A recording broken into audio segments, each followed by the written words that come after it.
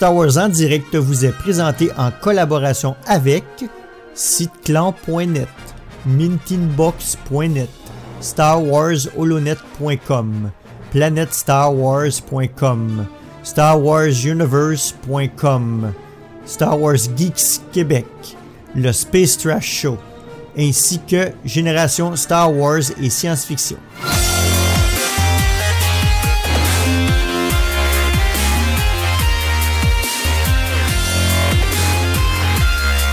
Bonsoir et bienvenue à Star Wars en direct, la voix du fandom Star Wars pour cette édition série qui sera consacrée au très attendu premier épisode de Mandalorian.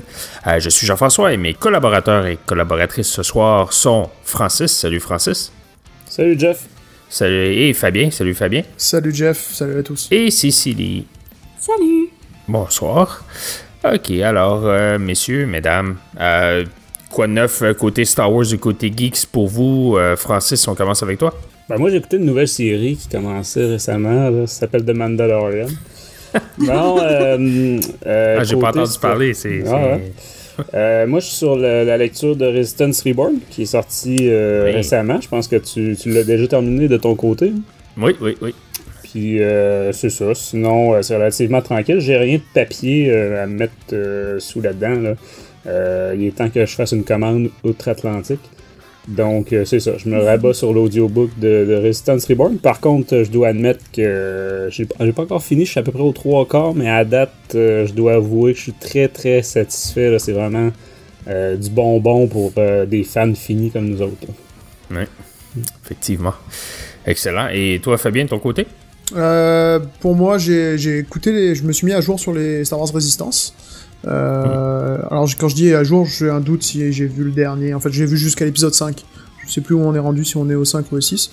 Mais à date, sur la deuxième saison, j'ai trouvé ça quand même vraiment de meilleure qualité et ça vaut le coup d'être regardé. Honnêtement, c'est intéressant, quoi. Et sinon, deuxième truc, c'est que j'ai fait tirer pour le Inktober mes art prints que j'ai fait d'étiquettes de bière, en vraie étiquette de bière. Fait que j'ai reçu ça cette semaine, puis j'ai pu les coller sur des canettes de microbrasserie. J'étais tout excité à pouvoir boire ma bière avec une étiquette perso. J'ai bu ça avec un pote, j'étais tout fier de moi. Excellent. Et toi, Cécilie? Resistance Reborn, puis c'est pas mal ça.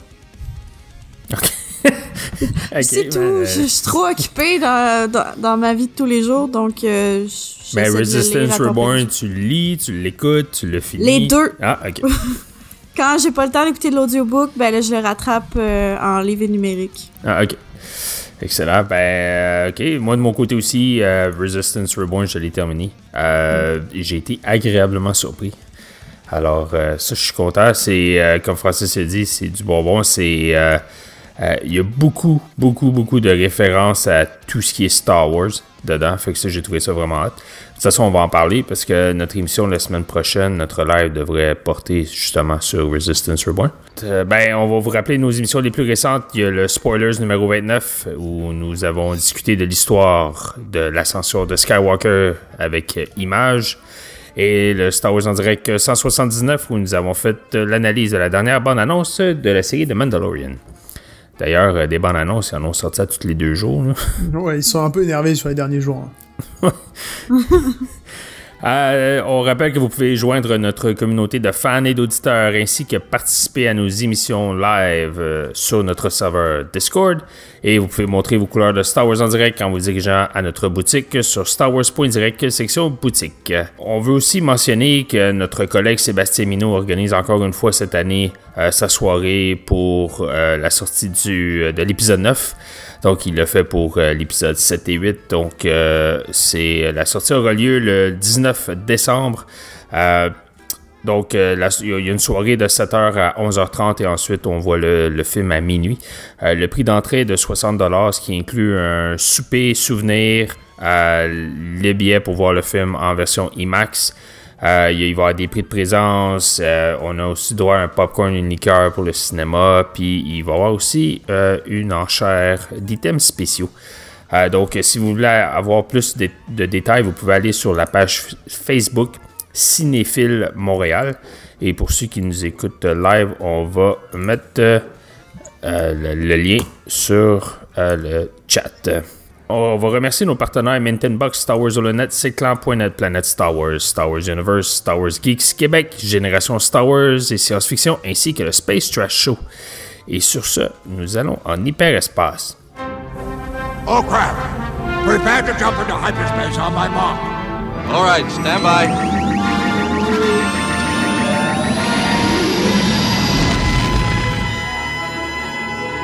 Notre sujet ce soir est le premier épisode de la série de Mandalorian qui est paru tôt ce matin sur Disney+, bien sûr. Alors, pour ceux, surtout pour nos amis de l'Europe qui se demandent comment on a pu écouter The Mandalorian, ben Disney+ est disponible au Canada depuis ce matin. Donc, même chose qu'aux États-Unis. Et il va paraître en France en mars 2020. Mais je suis certain que vous allez trouver une façon de l'écouter d'ici ce temps-là. D'ailleurs, juste un mot par rapport à ça. Je suis relativement surpris de voir, parce que je gère aussi le groupe Facebook de la convention de QC en France, et je suis surpris du nombre de personnes qui ont donné en commentaire, mais vous avez vu ça où? Genre les gens il y en a certains qui sont même pas au courant de la création de Disney+. Alors je sais pas si c'est propre à la France, parce que ça sort pas maintenant, donc peut-être qu'ils en ont moins parlé, mais c'est un truc dont je voulais parler, et je suis assez surpris en fait. Je me demandais si nous on est vraiment au courant parce qu'on suit le truc depuis un moment, mais comme le grand public entre guillemets, s'il y a eu de l'information par rapport à ça, ou si c'est vraiment juste les fans qui sont au courant. Je serais curieux de savoir si des gens autour de vous en fait étaient au courant de le lancement de Disney+, autre que des gens qui sont pas forcément fans de Star Wars. Pas fan de Star Wars, ouais, effectivement, c'est pas comme s'il y avait des pubs à la télé standard là, à tous les jours sur le câble, on va dire là. Sinon, le moindrement informé, moi j'ai un collègue qui m'achale tous les jours depuis 2 semaines là, avec un décompte là, tant de jours, il m'a quasiment écœuré là, mais ouais, le commun des mortels à mon avis est pas du tout au courant du lancement. Ok. Ouais, ça m'a vraiment surpris aujourd'hui d'avoir vraiment plein de questions à ce niveau-là, de dire mais c'est où que c'est diffusé ce truc-là, j'ai vu passer ça, mais je sais pas où c'est que je peux voir ça. C'était assez c'était étonnant en fait. Ouais, mais de mon côté, au travail, les gens pensaient que c'était une chaîne à la télé qui se rajoutait. Que c'était pas un peu comme... Moi, je disais c'est un peu comme Netflix, mais... Ah non, c'est pas une chaîne à la télé? Non. OK. Ouais, parce que Disney ont déjà 2 chaînes. Là. Ils ont le ça. Disney Channel, puis l'autre, je me sais plus c'est quoi. Là. XD. Ouais, c'est ça, XD. En tout cas, bon, c'était le petit aparté. On va y aller donc avec une brève histoire du premier épisode. Sans spoilers, donc ceux qui n'ont pas vu l'épisode, il ne va pas avoir de spoilers dans cette description de l'épisode.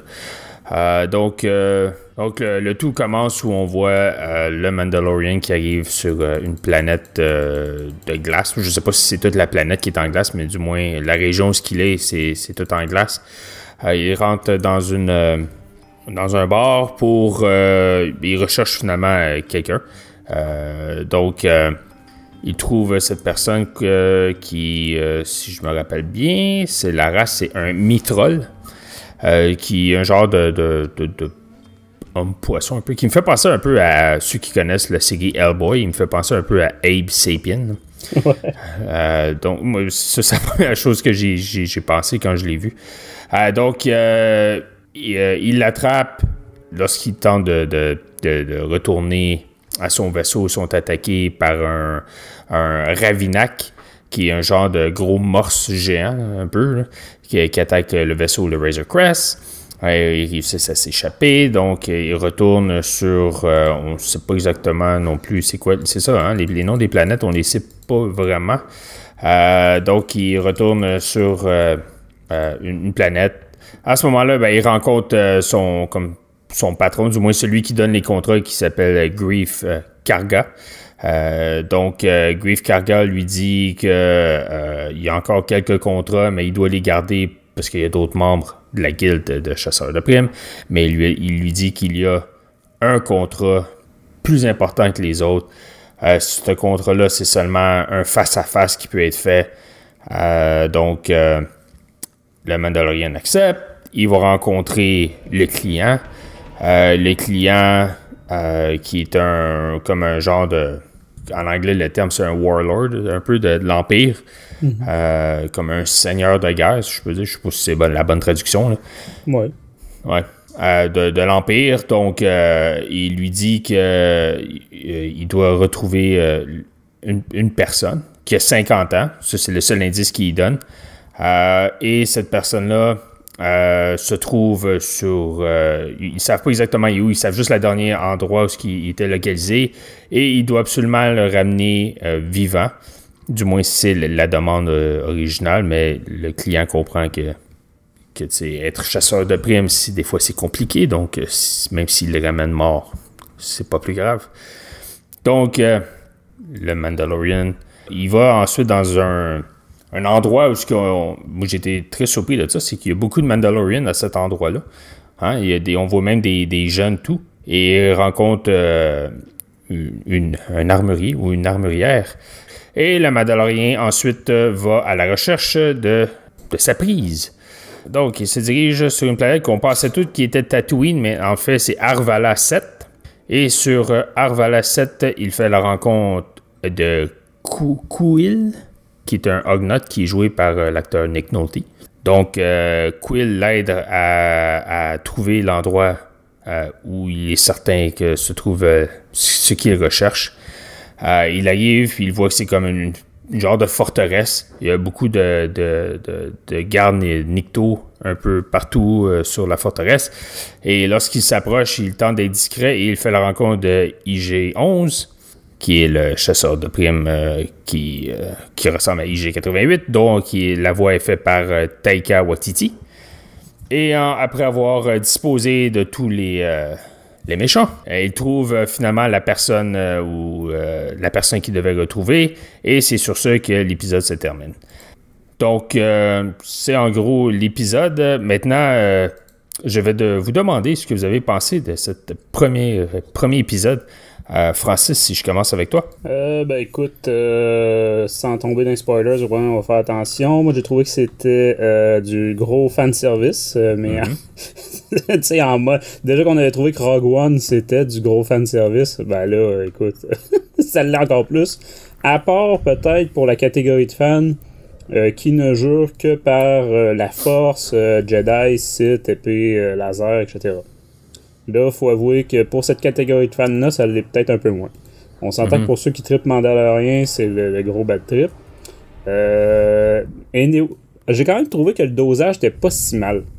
Autant fanservice que, tu sais, ça flatte les fans dans le sens du poil, mais autant les plus vieux comme nous, là, tu sais, qui sont très trilogie originale, j'ai quand même trouvé qu'il y avait un aspect frais, un aspect de nouveauté intéressante. Fait que le dosage de ce côté-là m'a quand même plu.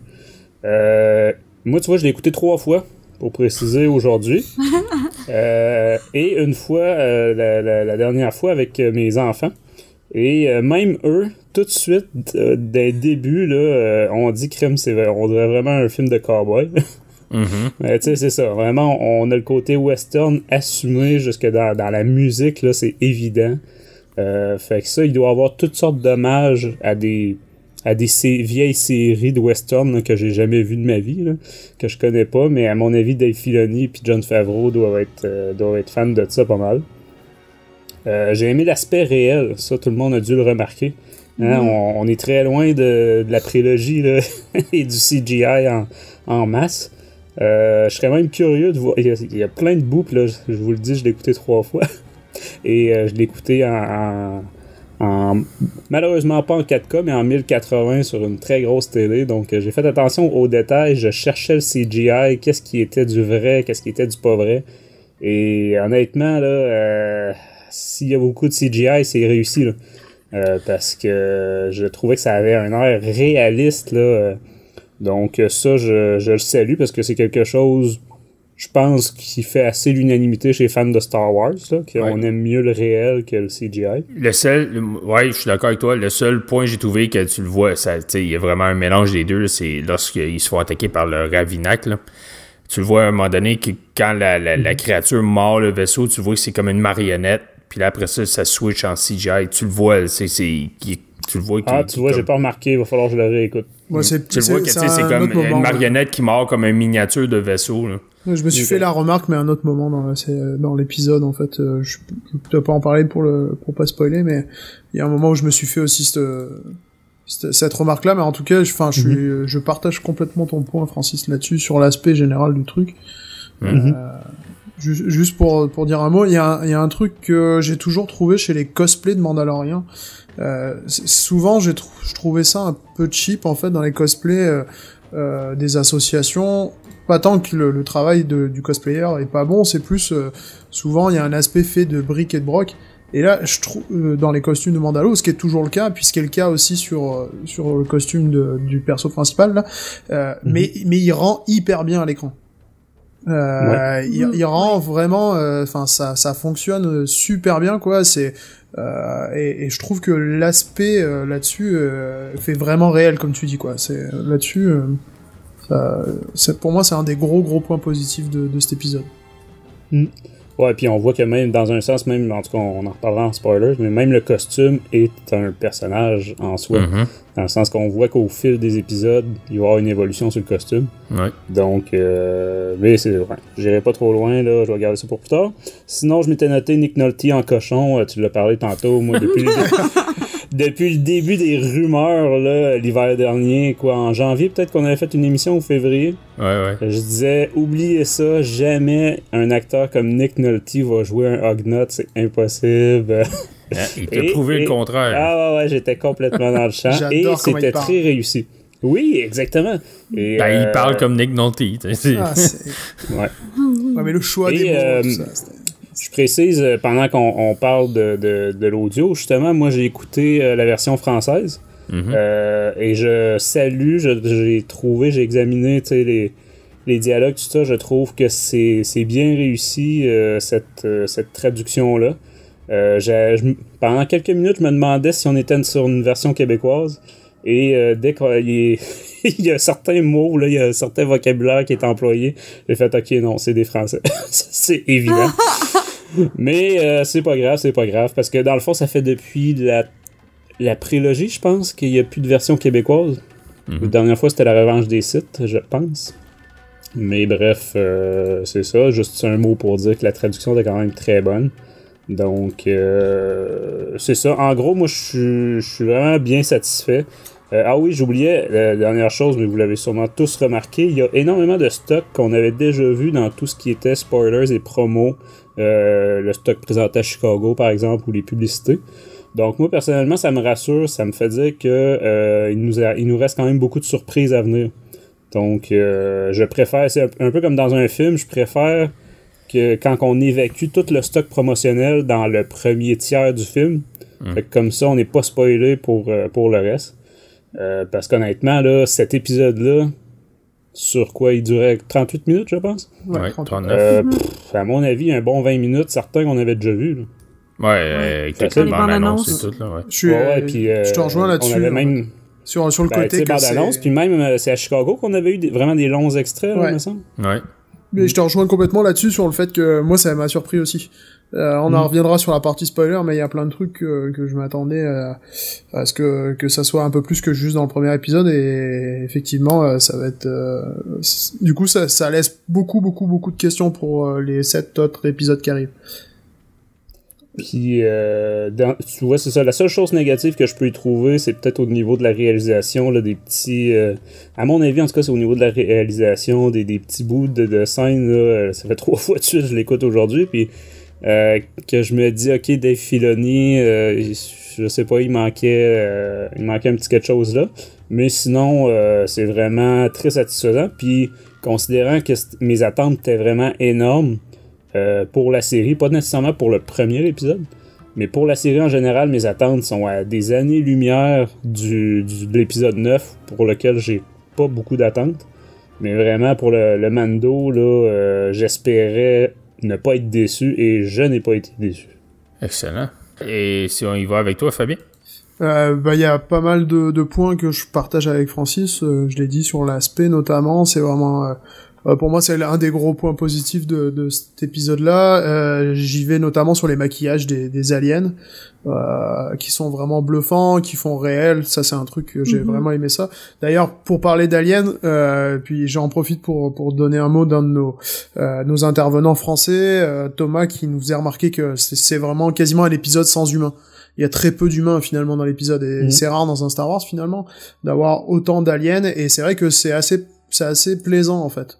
D'avoir toute cette richesse qui soit allée chercher aussi loin la richesse. On sait que c'est une série, on sait que oui, ils ont du budget, mais quand même ça reste une série, et ils sont allés assez loin là-dedans en faisant un très bon mélange, je trouve, entre du nouveau et de l'ancien, en fait, des races qu'on connaissait déjà. On voit des Rodiens, on voit des Nikto, on voit des Saurins, on voit tout un tas de choses, mais on voit aussi des nouveaux aliens, en fait, notamment dans l'espèce de cantina au début. Donc ça, c'est quand même quelque chose que j'ai trouvé super sympa. C'est sûr que ça joue beaucoup sur le côté nostalgie. C'est blindé de références, c'est blindé de fanservice, mais je trouve qu'il est plutôt bien équilibré aussi. Il m'a pas trop gêné. Je pense que il va pas gêner quelqu'un qui est pas un aficionados de Star Wars. Ça va pas gêner la compréhension de l'épisode.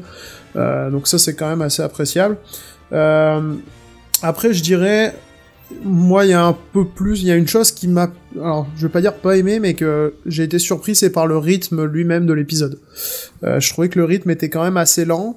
C'est pas ça n'en fait pas un rythme chiant, par contre, mais le rythme est assez posé. Ce qui est assez surprenant pour ce genre de pilote, en fait, parce que on est habitué maintenant, particulièrement ces dernières années, avec les pilotes qui, surtout dans ce genre de série un peu fantastique SF, des épisodes qui sont super rythmés, ça badaboum dans tous les sens, ça s'arrête pas. Là, on est sur un rythme beaucoup plus lent, en fait, un peu comme finalement les premières saisons de Clone Wars. Je vais parler des premières saisons parce que j'ai pas vu les 3 dernières, mais je vois là un peu la patte Dave Filoni. Alors, pour certains, il y en a qui ont aimé ça. J'ai quelques personnes sur Twitter qui m'ont dit qu'ils avaient aimé ça, justement, que ça permettait un peu de respirer, puis et de changer, et de voir aussi que c'est un peu à l'image du personnage principal, qui est posé, qui est réfléchi, qui est pas, et je suis assez d'accord avec ça. Mais il y en a qui ont trouvé ça, justement, un peu lent et un peu mou du genou, en fait. Donc, je sais pas trop où me placer par rapport à ça. Je suis assez d'accord avec ces 2 points, mais ça m'a pas empêché de vraiment apprécier l'épisode. Pareil, j'ai vraiment beaucoup aimé. Je suis comme toi, Francis, j'avais beaucoup d'attentes envers The Mandalorian. J'ai pas du tout été déçu après ce premier épisode. Au contraire, j'ai vraiment très hâte d'être à vendredi. J'espère qu'il y a une nouvelle tempête de neige qui va arriver pour que je puisse justifier le fait de rester à la maison encore une fois aujourd'hui et travailler de la maison pour pouvoir le regarder tranquillement, mais j'y crois pas.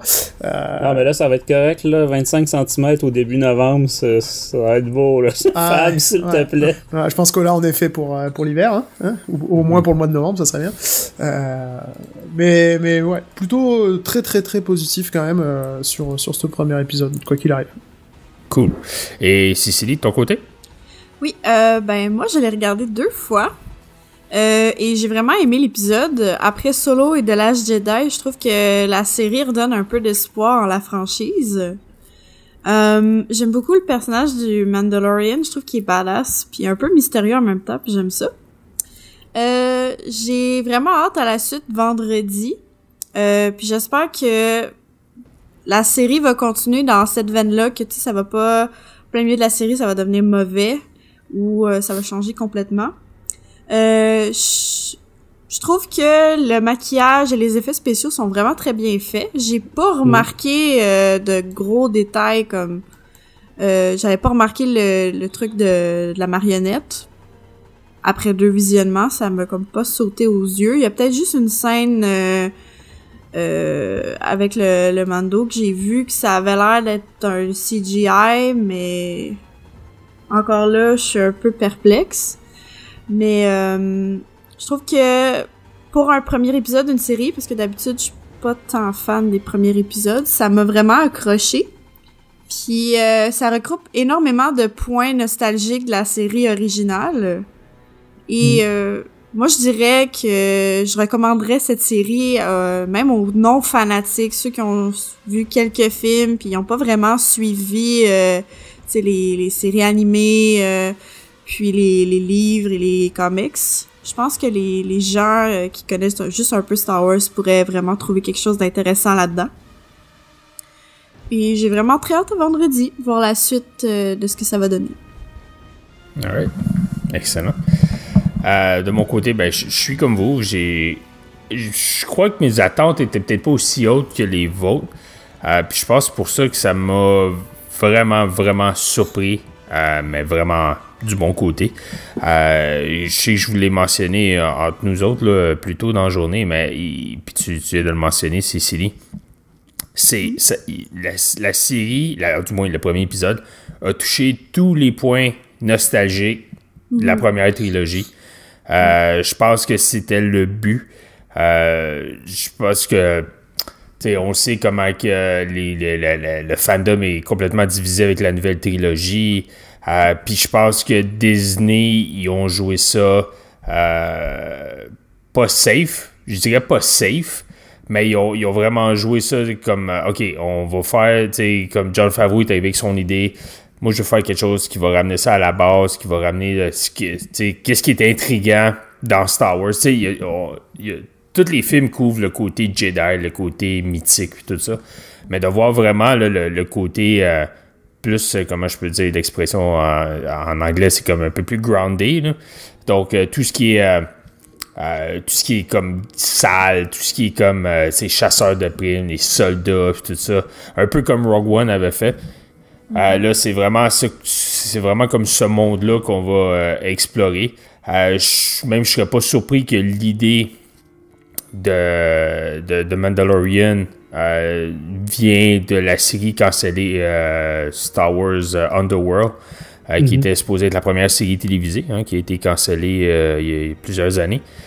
Donc, je serais pas surpris que les grosses idées de Star Wars Underworld se retrouvent dans Mandalorian. Mais ça a touché à tout. Hein? On a vu toutes les références aux autres films. Puis, comme tu dis, comme vous avez dit, le personnage, c'est un personnage qui est très mystérieux. Il est badass. Il fait passer... c'est comme un mélange, je trouve, un peu de Jango Fett puis Boba Fett. Ce que j'ai trouvé le fun aussi, c'est qu'ils ramènent, ils ramènent des éléments Mandalorian qui étaient dans la légende, qui ramènent ça canon. Ça, c'est cool. Je veux dire, parce que Clone Wars parlait on l'a su sur Mandalore et tout ça, ce qui se passait avec la série Clone Wars. Mais de voir certains éléments que, comment elle s'appelait? Karen Travis avait abordé dans ses livres sur les clones, pas les clones, les commandos clones. Mm-hmm. Donc, revenir du moins de ce qu'on voyait de la série, ça, j'ai trouvé ça vraiment hot. Ce qu'on voit, déjà dans le premier épisode, c'est comme pow! C'est là. Puis j'ai trouvé ça le fun aussi qu'on a vu 3 planètes différentes déjà en 30 minutes, en 40 minutes.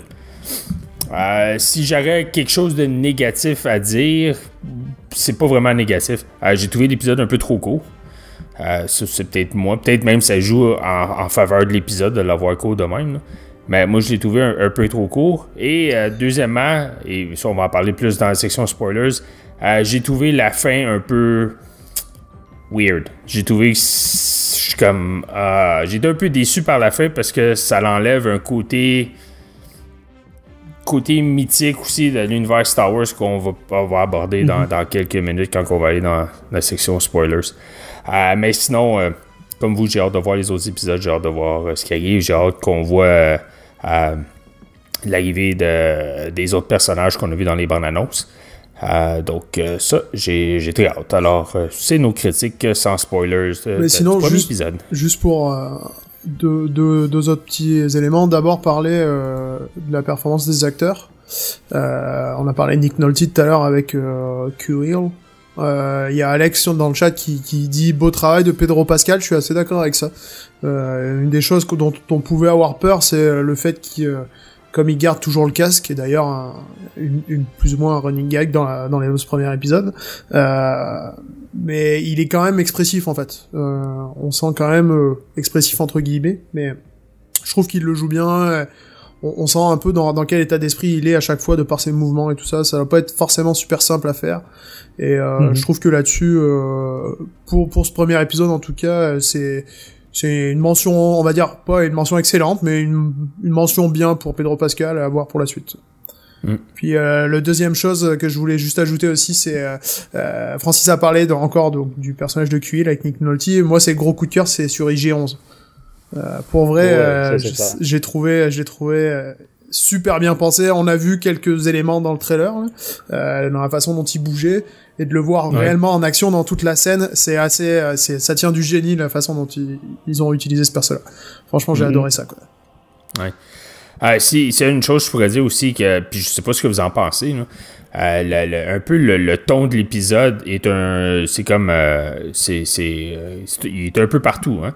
Ça commence comme vraiment dark parce que tu sais comme quand le Mando il arrive dans la cantine ou dans le bar, puis là il attaque le Quarren, puis on l'a vu dans la bande-annonce avec la porte, ça le coupe en deux, puis tout, c'est comme un peu plus sombre. Puis là à la fin, avec surtout la façon que ça finit là, c'est comme un côté un peu plus cute, un peu plus. Fait que, je sais pas, j'ai trouvé que ça allait. Puis là, il essayait d'avoir des touches d'humour, que ça, des fois ça marchait, des fois ça marchait pas. C'est surtout IG-11 qui amène un peu l'humour dans cet épisode-là. Je sais pas ce que vous en pensez. Moi, j'ai trouvé que ça. Je sais pas, on dirait que c'était un peu partout. Ça marchait peut-être pas en faveur de l'épisode. Ben moi, je me demande, j'ai de la misère je me suis posé la même question que toi. Je me demande par contre comment l'interpréter après un seul épisode. Tu sais, je me demande si une fois qu'on va avoir plusieurs épisodes, si on va comprendre, ok, c'est ce type d'humour-là, ce dosage d'humour-là, parce qu'il est vraiment pas énorme. Là.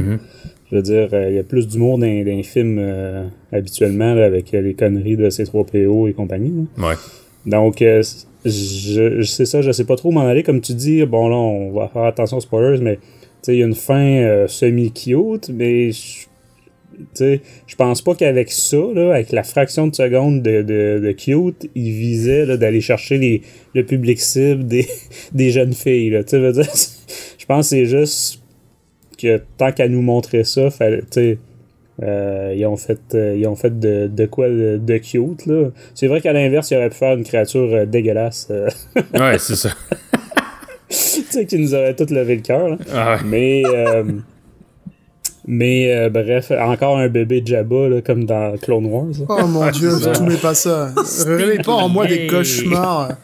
Ce film n'existe pas. Ce film n'existe pas.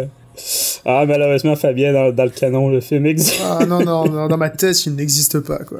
Je pense que c'est un des moments les plus pénibles que j'ai vécu au cinéma, je pense. De toute ma vie. Mais bref, non, c'est ça, moi, c'est Jeff. Il y a plusieurs questions comme ça que je me demande, tu sais, puis Fabien t'a parlé du rythme, ça aussi je me dis, c'est en écoutant les suivants qu'on va voir qu'est-ce qui était, exceptionnel, ou qu'est-ce qui est voulu, qu'est-ce qui est, une touche du réalisateur, ou c'est vraiment, là, c'est ça que Favreau voulait pour toute la série.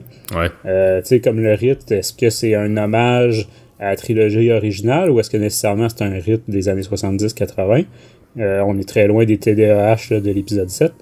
Puis, tu sais, à l'inverse, pas à l'inverse, mais je me disais aussi, c'est un rythme, ok, c'est-tu plus hommage justement au western, tu sais? Ouais, moi j'y vois un peu ça, là. J'y vois un peu les westerns donc, aussi là-dedans. Donc. Mais c'est tout ça que je trouve dur d'analyser après un seul épisode, pour l'instant. Ouais, fait que c'est peut-être une question qu'on devrait garder pour la fin de la série. Ben, du moins de la première saison. Ouais, mais c'est légitime qu'on se les pose maintenant aussi, parce que c'est en se posant ces questions maintenant qu'on va y voir des réponses dans les prochains épisodes, quoi. Et l'autre question que j'avais pour vous, premier épisode réalisé par Dave Filoni. On sait qu'il prend une place de plus en plus importante chez Lucasfilm. Est-ce que avec cette série-là, la prochaine étape pour lui, c'est d'avoir son propre film? Moi, je suis pas sûr du tout. Non, je suis pas sûr. Je réécoute ces temps-ci la série de Clone Wars. J'en suis au milieu de la 5e saison. Rebels, je l'ai encore pas pire en tête. Là, celui-là, c'est vraiment la réalisation pour lui. Moi, je reconnais plein de qualités à ce gars-là au niveau créativité, etc. Au niveau fanservice et compagnie. L'aspect, c'est comme tu disais, c'est vraiment le successeur de George Lucas. Là. Mais en termes de... remarque que j'étais pas un gros fan des films réalisés par George Lucas non plus, donc dans ce sens-là il y a aussi, beaucoup de similitudes entre les deux. Non, mais c'est ça, en le réécoutant puis en le réécoutant aujourd'hui, il y a quelques petits bouts, je me disais, ouais, on me semble, en tout cas, peut-être avoir coupé une couple de secondes plus tôt ou avoir juste, tu sais, tourné la caméra différemment. Il me semble, en tout cas, il y avait quelques petites affaires que je crois pas qu'il va gagner un prix pour cet épisode-là. Mm-hmm. Mais je dis ça sous toute réserve, je suis loin d'être un spécialiste en cinéma. Moi, je te rejoins à 100% là-dessus, Francis. Je suis d'accord avec tout. Je trouve que c'est vraiment loin d'être un mauvais épisode. Je trouve qu'il est vraiment, en termes de réal, je parle. Je trouve qu'il est plutôt bien tourné globalement. Il y a pas de fausses notes, il y a pas de mauvais raccords, il y a pas de. Je trouve qu'il y a un ou deux choix qui sont un peu bizarre, on va dire, on y reviendra dans la partie spoiler, mais globalement c'est pas mauvais. Après c'est pas extraordinaire non plus, quoi. Il y a pas de money shot, t'as pas des plans où tu fais waouh, ça tue, il y a pas d'idée révolutionnaire peut-être IG-11 peut-être là. Ouais, c'est ça, mais à quel point c'est des idées de réal ou des idées peut-être je vais lui accorder l'IG-11 qui est effectivement une très bonne idée, mais je pense que même dans la façon de le filmer, IG-11 aurait pu être un poil plus dynamique aussi. Donc bon, c'est pas moi je suis vraiment pas un fan de Filoni pour ce qu'il a fait avant. Je fais partie de ces gens qui me méfient un peu du personnage. Je reconnais sa créativité aussi, comme tu disais, je reconnais ses qualités. Je trouve que quand il a des idées en tête, le problème c'est que c'est difficile de lui enlever. J'ai tendance à penser qu'il a quelques filonneries, comme moi j'ose à les appeler. Là, j'ai toujours en tête les sables laser hélicoptères de Rebels par exemple, ou des trucs que quand il a commencé des histoires dans Clone Wars. Ah ouais. C'est ça, on avait tout. Désolé. On va faire des cauchemars cette nuit. Et tu m'as rappelé le bébé Jabba, à moi de te rappeler le sable laser hélicoptère, hein. Chacun son tour. Ouais. Non mais c'est ça, tu sais, comme dans Clone Wars, il a commencé des arcs, il était frustré qu'on lui arrête Clone Wars, donc là il a pas pu s'empêcher de réintroduire certains persos qu'il avait créés dans Rebels. Ce genre de petits trucs en fait que je lui reproche un peu et que j'espère qu'il va pas trop faire dans Mandalorian. Pour l'instant, avec ce premier épisode, il en fait pas, donc tant mieux. Mais tu sais, je m'attends à voir comment s'appelle de Hondo Anaka là, c'est ça, ouais. Qui arrive dans la série, tu vois, je le vois arriver à n'importe quel moment dans la série parce que comme c'est un de ses personnages préférés, ça m'étonnerait même pas qu'on le voit arriver à un moment, quoi. Mais ouais, puis là c'est même rendu une mascotte de Galaxy's Edge. Ouais, c'est ça, quoi. Donc c'est un peu ça que je reproche un peu à Filoni, mais en soi, pour voir que c'est la première fois qu'il réalise un live, je trouve quand même qu'il passe quand même facilement l'examen. Il y a du progrès à faire, mais j'ai quand même hâte de voir les épisodes réalisés par des gens qui ont un peu plus de bouteilles, on va dire. OK. Et juste avant qu'on passe au prochain sujet, une question, pas besoin de répondre aujourd'hui, mais à garder en tête parce que je vais vous la reposer lorsqu'on va faire le dernier épisode. Est-ce que le futur de Star Wars est en série télévisée ou en film? Les deux.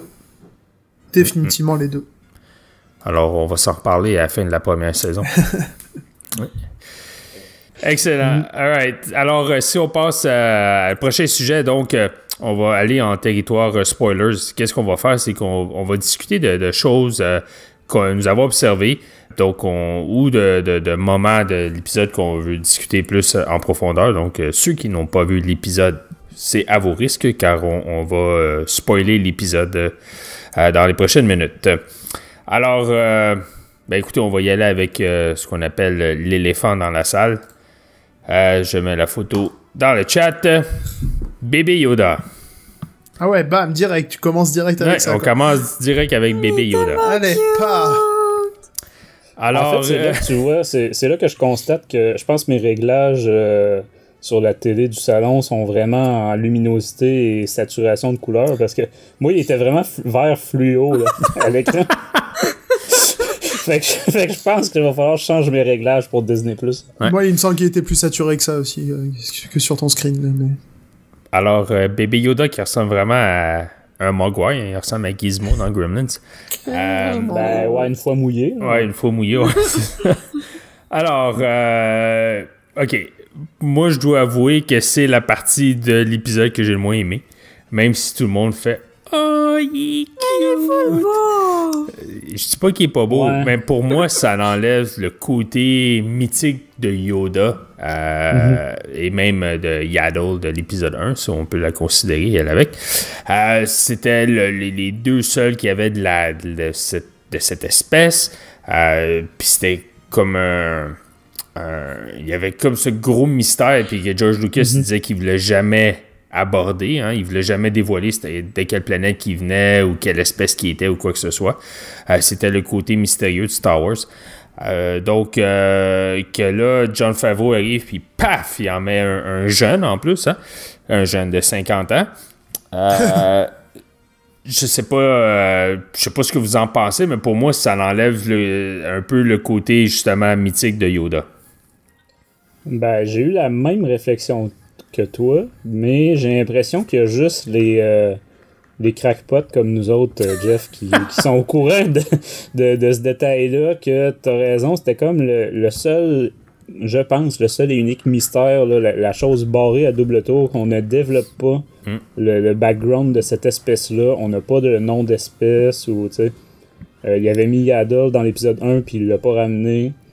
Fait que moi aussi, j'ai eu cette réflexion-là. Puis tu sais, il y avait eu en spoilers une rumeur, justement, là, qu'on allait avoir l'espèce de Yoda dans la série. Donc, j'étais pas tant surpris de le voir.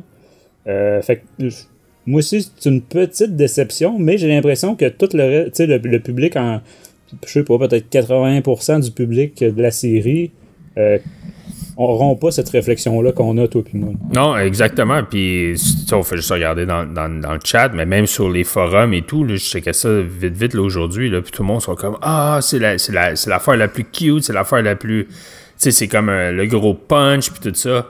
Ah, ben ça va être le MacGuffin de toute la série. Moi, je suis seul qui a fait comme « Ah, come on. » Ça va être le MacGuffin de la série, tout va tourner autour de ce personnage-là. Effectivement, il y avait des rumeurs avant. Moi, j'avais pas voulu lire l'article, mais j'avais juste vu passer sur Twitter qu'il y avait des rumeurs du retour de Yoda. Alors moi, j'avais fait, ok, non, ça c'est n'importe quoi, c'est même pas la peine que je le lise. Et du coup, en fait, je comprends mieux le titre de ce truc-là. Mais alors bon, moi, la seule peur que ça me fait, c'est que jusqu'à ce moment-là, je m'étais dit yes, on va pas avoir de Force, on va pas avoir de Jedi dans cette série-là. Et en fait, au moment où ils ont mis ce perso-là, je me suis dit oh, ça va être un enjeu autour de la Force. Ben tu vois, c'est ça. Ça veut pas dire, c'est ça. On assume ça à cause du mystère de Yoda. Ouais. Mais là, à cause qu'ils mettent ça, cette créature-là, là, cette bébête-là, ils mettent ça, puis là, ça, comme tu dis, c'est la première chose qu'on assume. Ben oui, parce que les deux seuls persos va jouer un rôle là-dedans. Les deux seuls persos de cette race qu'on connaît de tout l'univers de Star Wars étaient des Jedi. Oui. C'est vrai. Donc forcément, à partir de là, on dit qu'ils sont force sensitifs, puis que si en plus c'est l'Empire qui le cherche, enfin, les anciens de l'Empire, donc on peut imaginer qu'ils sont toujours dans une espèce de traque et tout ça. J'ai peur qu'il y ait trop, enfin qu'on rentre un peu dans ce truc-là que j'avais pas forcément envie de voir dans la série. Après, à voir comment ça va être géré par la suite, quoi. Et une autre chose, puis ça c'est peut-être moi, encore une fois, mon côté, j'analyse trop les choses, là. Il mentionne que le bébé Yoda a 50 ans. Mais si je me rappelle, dans l'Empire contre-attaque, Yoda, il disait... ou dans le Retour du Jedi, Yoda, il y a 900 ans. Puis là, il disait qu'il enseignait des Jedi depuis 800 ans. Donc, il y avait 100 ans, techniquement. Donc, est-ce que ça veut dire que le bébé Yoda, en 50 ans, il va devenir un adulte? Parce que là, en 50 ans, il a l'air encore d'être un bébé, là. Non, ça veut juste dire qu'ils ont oublié cette ligne de dialogue que seul toi se rappelle. C'est tout. Ouais. Ou que tu vas trop chercher, là, tu sais. Je sais. Écoute, ça, ok, c'est quoi, oui, je te l'accorde qu'en comportement, il y a le comportement d'un bébé, là, d'un nourrisson. Là, dans la série, là, mais ouais, c'est ça. Je pense que quand t'es dans des espèces complètement inconnues, son développement, peut-être que l'adolescence est instantanée, hein, il se couche le soir, c'est ça, c'est un adulte. Ouais, ça se peut, là, tu sais, ou c'est comme, tu sais, il se fait un cocon, là, puis là, il sort de là, puis c'est un adulte, là, tu sais, je sais pas. Puis l'autre affaire, écoute, je savais que ça doit être encore moi, juste moi qui ai remarqué ça, là. Quand il parle, parce que moi j'ai vu la version anglaise, donc je sais pas comment il dit en français, mais quand il rencontre le client, là, le warlord de l'Empire, puis qu'il lui dit il paraît que t'es le meilleur dans tout le parsec. Ouais, non, moi aussi, le parsec. ça. Ben c'est ça, le parsec, je sais pas, mais dans les autres films, c'est une unité de mesure, c'est pas c'est pas une unité de région ou quoi que ce soit, c'est pas une région. C'est vraiment une unité de mesure. Donc c'est une unité de mesure. Okay. Ben, c'est comme si je te disais t'es le meilleur dans le kilomètre? Dans tout le kilomètre. Ouais, c'est un peu bizarre quand même. Ouais, c'est un peu étrange, non? 1 kilomètre alentour, mettons. Ouais, ok. Ouais, si, mais si. Je te confirme qu'en français, c'est la même chose. Okay. C'est vraiment dans tout le parsec. Mais ouais. Mais non, ça, c'était on l'avait déjà. Attends une minute, je sais même pas. Je pense que c'est même pas une unité de mesure, c'est une unité de vitesse. C'est de temps, non? C'est pas ça? De temps? Ouais, c'est ça. De temps ou de vitesse, non? C'est une unité de distance. C'est vraiment comme un kilomètre. C'est juste distance? Ok. Ouais. Non, parce qu'il dit en 12 parsecs, donc c'est le temps. Exactement, c'est ça. C'est qu'il l'a fait en plus court. Même dans l'attaque des clones, il en parle aussi quand il va voir Dexter. Là. Ouais, mais j'avais vu un article là-dessus, justement. Ça a l'air qu'ils se sont comme trompés dans leur... en parlant de parsec, les gens ils disaient elle respecte pas comme... Tu sais, ça a pas de sens. T'es le meilleur dans le parsec, tu sais. Danny nous dit que c'est une unité de distance en vitesse de la lumière. Et voilà. Mm-hmm. Donc ça reste de la distance, mais selon une vitesse. Ouais, moi j'ai l'impression que ça veut dire autour de nous à 1 parsec de distance, c'est toi le meilleur. Je sais pas, ça m'a pas accroché du tout. Non, mais c'est ça, c'est moi. J'accroche au niaiserie, mais qu'est-ce que je te dis? Honnêtement, je l'ai noté, mais juste parce que je savais qu'il y en a un de vous qui allait le noter et que ça allait bien le chercher. OK. L'autre chose, puis je sais pas si vous avez remarqué, mais on a eu droit à un nouveau logo pour Star Wars, hein, qui ont décidé de faire comme... ça, on aurait pu en parler dans le non-spoiler, d'ailleurs, je trouve. C'est ça, qui ont fait un peu comme dans Marvel ou même DC ou peu importe, à Star, toutes les séries ont ça. Là.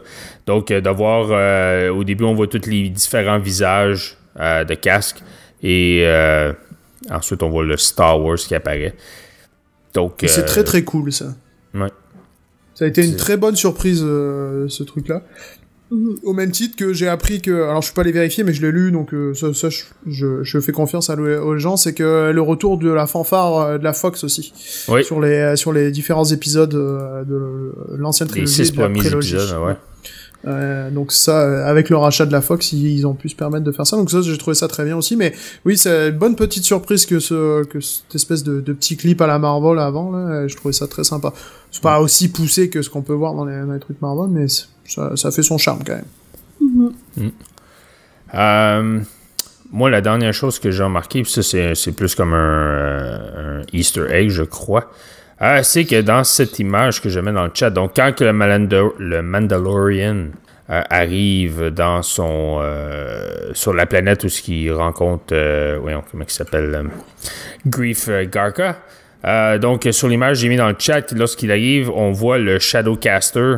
Je sais pas si vous le voyez, ceux qui voient l'image en direct. Donc on voit, il vole, on voit comme 2 vaisseaux qui sont intégrés un peu à l'extérieur de la ville. Et celui qui est à gauche, c'est le Shadowcaster. Et ceux qui se demandent, mais c'est quoi ça, le Shadowcaster? Mais oui, c'est quoi le Shadowcaster, Jeff? Ben, c'est le vaisseau de Ketsu Onyo, qui était une personne, un chasseur de primes qu'on voit dans la série Rebels. Hein, elle a joué dans la série, on l'a vu dans l'épisode Forgotten Droid, où elle poursuivait Sabine Wren. Donc, c'est là qu'on l'a vu. Donc, et on l'a vu aussi dans la bande-annonce de Rise of Skywalker. Donc, intéressant. Moi, j'ai pas mal de points aussi que j'ai notés, que j'aimerais qu'on discute. Vas-y. Il y a des trucs que j'ai vraiment aimé, certains clins d'œil que j'ai trouvé sympas, notamment j'ai bien aimé le clin d'œil au mythosaure de QI. qui dit vous montiez des mythosaures, enfin tes ancêtres montaient des mythosaures, machin, un truc muche là. Je trouvais que c'était vraiment sympa parce que alors pour ceux qui ne connaissent pas, les mythosaures c'est les créatures qui viennent de Mandalore, qui sont à l'origine du logo des Mandaloriens. Donc l'espèce de crâne qu'on voit là, c'est en fait un crâne de mythosaure, pardon. Donc ça, j'ai trouvé que il y a plein de petits trucs comme ça que j'ai trouvé assez sympa, qui font des références assez cool quoi. Ça c'en est une notamment. Avec notamment, il y a un truc qui est à peu près aussi en rapport avec ces histoires de logo et tout ça que j'ai noté et qui a ouvert pas mal de questions chez moi. C'est quand la forgeronne, que d'ailleurs toute la scène de la forgeronne, j'ai trouvé ça ultra stylé, et je rejoins Moriad dans le chat qui dit que le casque de la forgeronne est très stylé. J'ai trouvé ça vraiment très très sympa, cette espèce de côté antique romain, tout en rendant vraiment bien l'écran. Mais elle lui parle de as-tu déjà eu ton blason? Et ça, et lui, il répond non, pas encore. Ça m'a posé beaucoup de questions, en fait, dans l'épisode. J'étais comme, c'est quoi et tout. J'ai vraiment envie d'en savoir beaucoup, en fait, par rapport à ça. Ça m'a, puis il y a ce plan, là, avec comme tu mets Jeff dans le chat, là, de screen, avec, le feu et tout ça. C'est vraiment très, très cool, quoi. Je trouvais que visuellement, ça faisait partie des bonnes idées de l'épisode. En fait, ça, c'est le bout, que, honnêtement, même en suivant les spoilers, est-ce qu'on pouvait vraiment se douter qu'on allait voir autant d'autres Mandaloriens que ça? Non. C'est ça. Moi, ça, c'est vraiment le bout qui m'a surpris, personnellement. Là, la série, en plus, s'appelle Le Mandalorien. On avait entrevu peut-être un casque d'un autre là, dans une des pubs, mais c'était vraiment minuscule. Fait que moi, j'ai vraiment été surpris là, qu'on se ramasse vraiment d'un endroit où il y a plein de Mandaloriens. Là. D'ailleurs, est-ce que les enfants avaient vraiment besoin d'avoir un casque?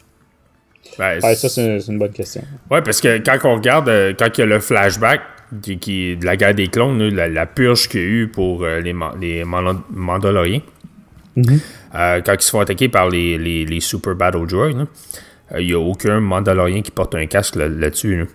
Ouais, j'ai trouvé ça un peu bizarre. Donc, c'est-tu parce qu'originalement, il n'est pas un Mandalorien? Ça se peut-tu? Peut-être, on ne sait pas. Là.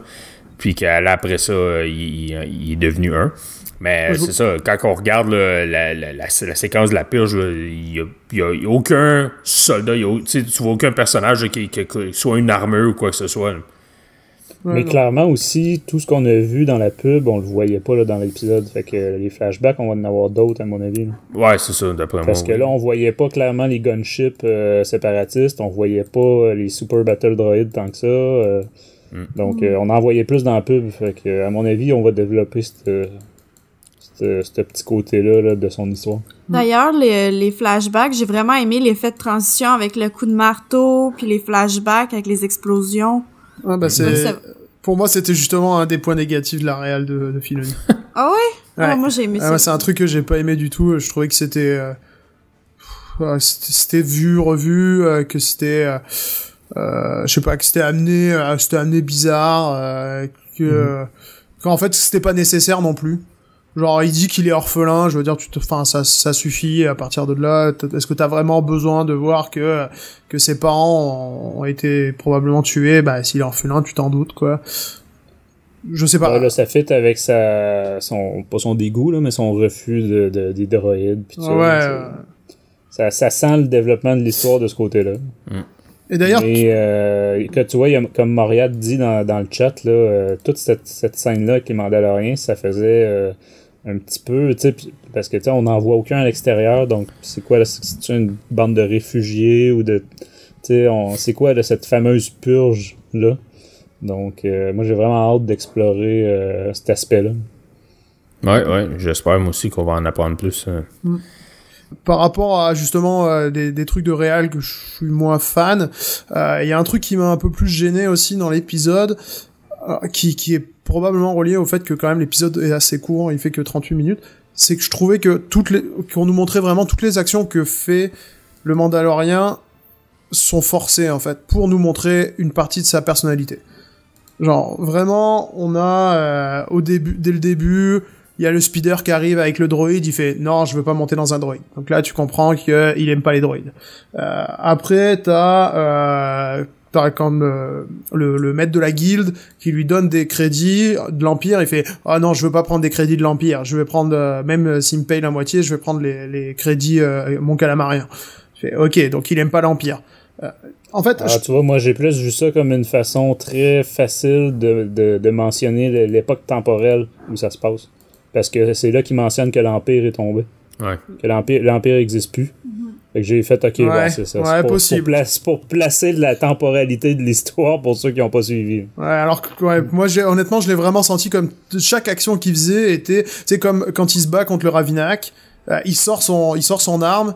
Bah, j'ai l'impression de voir que, ok, c'est le Ravinac, c'est l'excuse pour montrer de quoi est capable son arme. C'est-à-dire qu'elle est capable d'envoyer des espèces d'éclairs, machin. J'avais vraiment ce sentiment que chaque action des 2 premiers actes, on va dire, de cet épisode, était pour nous montrer une caractéristique du Mandalorien très précise pour qu'on se fasse notre petit tableau de c'est qui le personnage. C'est pas méchant, je veux dire, c'est pas un vrai problème dans l'épisode, c'est toujours bon de bien introduire ces personnages, donc c'est une façon de le faire, mais le fait que chaque chose qui nous est montrée m'a semblé forcé, m'a un peu gêné, et j'ai en fait pas tant gêné, mais j'avais l'impression justement de voir le rookie Filoni en train de réaliser à ce moment-là. Mais c'est peut-être que moi que ça a gêné, par exemple. Mais c'est vraiment un truc que je me suis fait la réflexion, quoi. Puis moi, après ça, je me fais juger parce que, tu sais, à cause du parsec. Ouais, c'est vrai. C'est vrai, c'est une blague. Non, mais je peux juger dans d'autres trucs. Par contre, un autre truc aussi, tout à l'heure, on a parlé de l'armure, qui était un personnage à part entière. Ça, par contre, c'est un truc que j'ai vraiment aimé, en fait, qu'on nous présente un peu dans la série. Ça va être un peu comme un RPG, en fait, comme un jeu vidéo. C'est-à-dire qu'il va faire des quêtes pour augmenter son armure et gagner des armes et tout ça. Je trouve ça assez cool, quand même. Ouais. Je me voyais très bien de faire un RPG, de se dire ok, je vais faire une mission pour level up et avoir mon chest. Après j'ai besoin de mon truc. Je trouve ça assez cool. On en parle des Salacious Scrum, des Monkey Lizard là qui se font cramer j'ai trouvé ou ça triste, j'ai pas aimé ça moi. T'as trouvé ça triste? Ben je veux dire, tu sais, voir l'espèce de créature se faire comme griller, pis t'as l'autre vivant qui le regarde. Moi je suis très sensible pour les animaux, là, pis j'ai fait, oh non, j'ai pas aimé ça. C'est pas un animal, c'est un Salacious Scrum. Ouais, mais je me suis sentie vraiment triste, pis genre, non, j'ai vraiment pas, c'est la seule scène que j'ai fait, oh non, pourquoi t'as mis, oh non. Moi, j'ai repensé à l'histoire, c'était dans les légendes de Luke, là, où est-ce qu'il y a une puce qui vit sur le dos de celui de Jabba, là. Ouais. Fait que puis là, qu'il nous explique que c'est une espèce intelligente, tu sais, etc. Ouais, c'est... je voyais tu sais, que dans le fond, celui qu'on connaît là, dans le palais de Jabba, c'est un clown, là, tu sais, c'est un humoriste, mais tu sais qu'il y a des scientifiques de cette espèce-là. Je me voyais, ok, ils sont en train d'en faire griller un. Et après, on nous dit que y a des gens qui chialent parce qu'on a éliminé l'ancien univers étendu, franchement. Hein. Mais moi, je partage ta sensibilité, Cécilie. C'est rare que je vais dire ça, là, mais... Non, moi, je pense que l'autre le regarde et comme j'ai faim. Non! J'ai l'impression qu'il y a il a peur pis qu'il veut pas être là. Non, j'ai vraiment pas aimé ça. Jeff, je pense tout de suite au cannibalisme. Ouais, moi, c'est pas l'esprit tordu du tout. Aucune émotion. Sinon, est-ce qu'on peut parler aussi le fait, excuse-moi, je te laisse après, que pour la première fois dans un Star Wars, on voit quelqu'un qui a envie de pisser avec des chiottes. Ça m'a, je vous jure que ça m'a marqué. Il n'y a pas vraiment envie, c'est plus une excuse pour essayer de... Non, mais c'est la première fois qu'on en parle. Tu sais, je veux dire, jusqu'à présent, il y avait un épisode de Rebels où est-ce que ça, justement, quand c'était sorti, le monde avait dit, ok, c'est la première fois. C'était l'épisode dans lequel on était carrément dans la tête, là, c'était vraiment une vue à la première personne de l'agent Calus. Ah oui. Ça s'appelait en anglais c'était True Empire Eyes, là, une affaire de même. Mais là, vrai, tu sais, qu'il se nettoyait les mains dans un lavabo, là, il était vraiment dans des toilettes. Là. Fait que ça, c'était la première fois qu'on voyait vraiment ça. Mais ouais, moi aussi, je me suis fait la réflexion, ok, au grand écran, en tout cas, en live action, là, tu sais, vraiment une bécosse d'avion dans le vaisseau. Mais bon, ça a un aspect, tu sais, tantôt Jeff parlait d'un petit peu moins glamour, puis un peu plus les deux pieds sur terre, là, tu sais, où l'aspect réel, sale, etc. Là. Là, on est vraiment là-dedans. Là. Ouais, écoute. Dans les toilettes. Mais c'est un truc que dans les séries habituelles, tu te demandes comment ils font pour vivre parce qu'ils vont jamais pisser. Alors, je veux dire, dans Game of Thrones, on les a jamais vus aller aux toilettes, hein. On les a vus faire bien d'autres affaires. Non, ouais, c'est sûr, mais... Puis honnêtement, en c'est tout pas cas. quelque chose que je voulais vraiment nécessairement voir. Là, Non, c'est sûr. Mais ça m'a fait rire pareil. Sinon, ben, on n'a pas parlé d'IG11, j'allais dire IG88. Ouais. On en a parlé un petit peu tantôt, mais ce qu'on n'a pas parlé, c'est de sa possible mort. Pensez-vous qu'il est réellement mort? Pensez-vous qu'on va le revoir dans les autres épisodes? Moi, j'ai de la misère à croire que ça va être tout. Là, Moi, je pense qu'on va le revoir parce qu'il aurait pas fait un Funko Pop sur lui. Là. C'est encore drôle. Ouais, alors ça, ok, c'est pas le meilleur exemple que j'aurais pris. J'ai rien dit. Tu sais, c'est comme le personnage de Nick Nolte, le Q, d'après moi, c'est le seul moment qu'on le voyait. Là. Ben non, en fait, justement, je me suis posé la question, puis déjà parce que c'est Nick Nolte, puis mais je suis allé revoir des publicités, puis on le voit dans d'autres. Un moment donné, il est dans le cockpit du Razor Crest avec le Mandalorian. Ah. Ouais, mais alors sur la fiche IMDb, on va le revoir. sur la fiche IMDb, je l'ai sous les yeux parce que je l'avais préparé là-dessus. Il est noté que pour un seul épisode, au même titre que Taika Waititi dans l'IG11. Mais honnêtement, je pense qu'elle doit pas être à jour parce que Non, je vois que Carl Weather, il il a vu est les épisodes. ouais, c'est ça. Carl Weather est noté qu'un seul épisode aussi et Gina Carano aussi, donc a priori. Puis là, ça marque Jawa dans les 8 épisodes. Ouais, c'est ça. Ah, c'est vrai, on n'a pas vu les Jawa aux yeux rouges. Ben, on les a vus, mais ils ont pas les yeux rouges. Non, c'est ça. Ouais, on en a vu, c'est ça. Mais pas ceux qui, tu sais, Ouais, c'est ça. dans les spoilers, là, on avait vu des plus agressifs, on va dire, que la moyenne. Mais pour revenir sur rester dans IG11, je me suis posé la question, notamment par rapport au marketing. Alors, pas pour les Funko Pop, mais pour les affiches et tout ça. Parce qu'il est quand même vraiment toujours présenté aux côtés du Mandalorian. Exact. Ouais, comme un Assez acolyte. souvent. Mais d'un autre côté, quand on le voit avec Cara Dune, donc Gina Carano, il est jamais là non plus.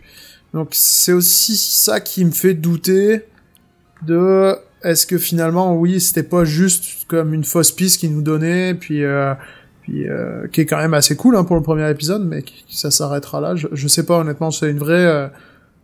ça fait partie de mes grosses questions. Je me pose la question aussi parce que dans les pubs, j'ai pas retrouvé d'autres extraits que ceux qu'on a vus dans l'épisode. Donc, contrairement à Nick Nolte. Donc, je me demande, c'est ça, si on va le revoir. Je me dis, ce serait tellement une perte, tu sais, juste l'argent qu'ils ont dû dépenser pour le développer, puis non, mais j'ai trouvé que c'était, on parlait de plan wow tantôt, là.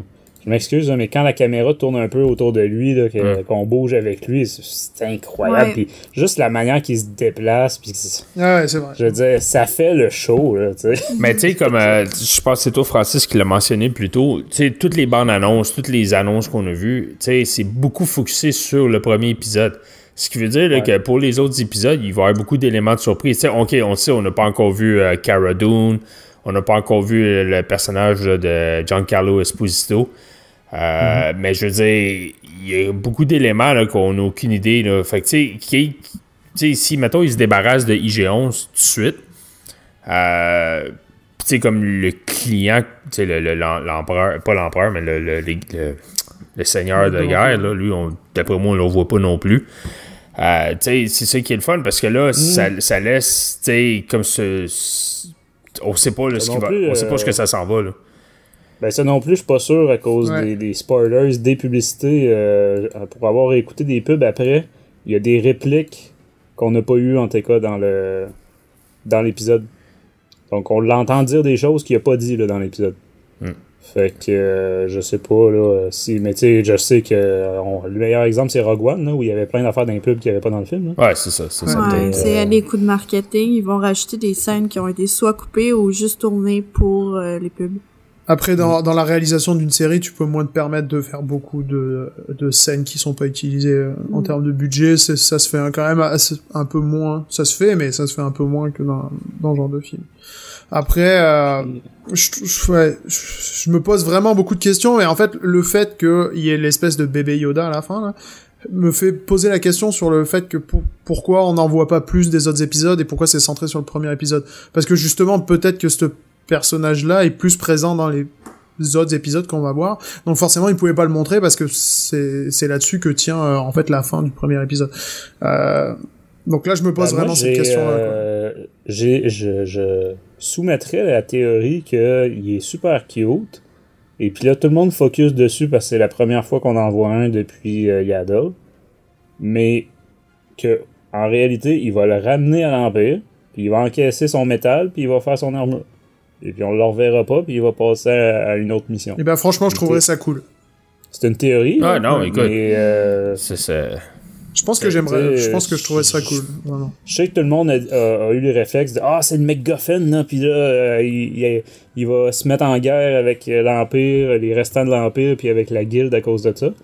Mais je suis pas certain du tout que, en tout cas, quand je me fie, tu sais, je pense à tous les autres clips qu'on a vus dans les bandes annonces.